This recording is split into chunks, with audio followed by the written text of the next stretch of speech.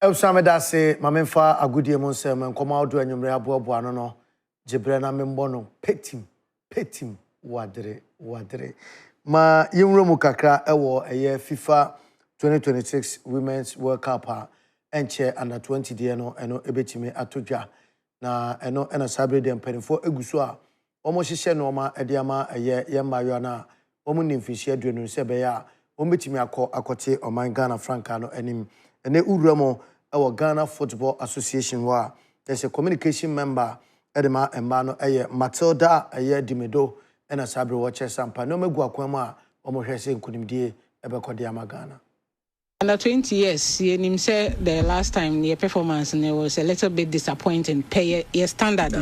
because you say all the time U20 qualification is non-negotiable. They be a qualifier a World Cup. And all the time they are na per se anything you be better performance from the group stage, rather. But say if it comes to a level where qualification is a bit as I dice a shaky, or be a better say but all hope is not lost. It's 2-2 here, and Coach Charles and Mayana Kasa. Everything, whatever they need to be able to go to South Africa and rewrite the story, have been provided. Minuka say, "Enri you may na team no to omo to free hanoma mokoye." Enti enim say nkunim die bi beba yafa. But we can't trade your qualification for any.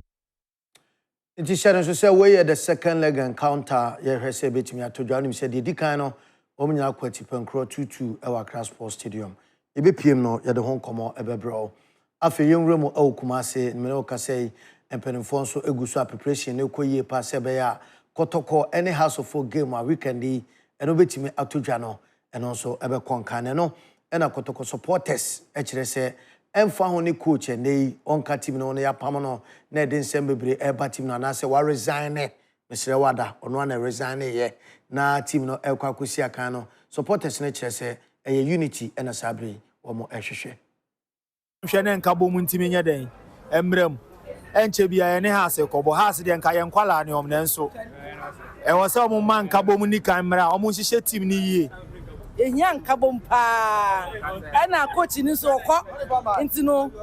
ye nka bom first second players ni team so yom de too much mama fa she coach so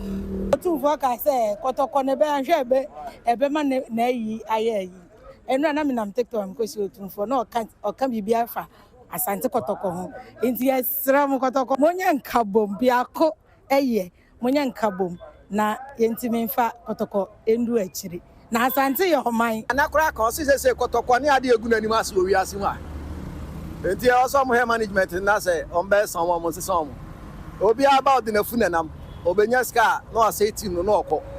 coach so resign ne ba ya ne atiache de enhyere anim ne se dia bibi hyantomam yesra mo nyara mpanimfo mo so hwara mo hwa kwana mo satre ne ma bia obi ana nka bomu ensamra na kotoko sanfa ne ntuma pamfra Asante kotoko supporters ni bi na otie se ende omo so den sem no etudwa no tia na wahye ne so ena coach Karimzito ono ade betudwa se adwuma no ontimi ento aso na so resign e de free team no aso e kwasiada House of Folk ene kotoko ekumaase ye be di akire ehon nkomo bia no ye be sande no so ye de abro mame mfensi wa he na ende otimi sampa Valentine no egusu aye hyehye ne kama pa oba so no papa ba ko eye Mrs. Efia Amankwa Tamakro one de kase no eto asama me ne Cobblestone okumankra ba ko amaka ensuroja edura enwo no nomere 1 she